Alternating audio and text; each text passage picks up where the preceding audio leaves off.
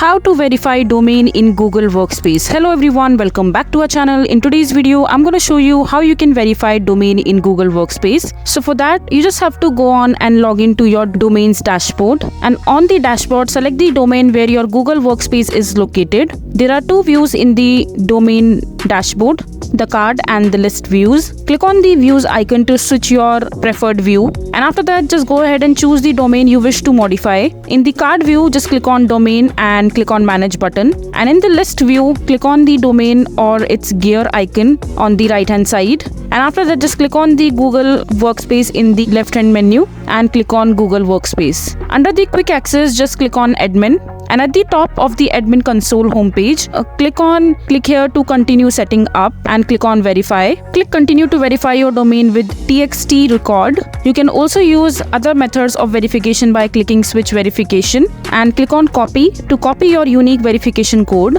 And once you are done, after that you just have to add the verification record to your DNS record. So for that, just log into your domain dashboard again, and on the dashboard just select the domain where your DNS is situated and then choose the domain you wish to modify. On the left hand sidebar, just click on DNS and name servers, and then just go on to DNS and name servers page and select the DNS record tab and add the DNS record by clicking the blue plus icon, and then just add the txt in the name field. From the list type, select tst and just fill all the details. And after that, just go back to your admin console and navigate to the verify your domain page, and at the bottom of the page just click on verify my domain. And this is how you will be able to verify domain in Google Workspace. So that is it for this video. If you find this video to be helpful, make sure to hit that like button and don't forget to subscribe to our channel for more such informative videos, and I'll see you the next time.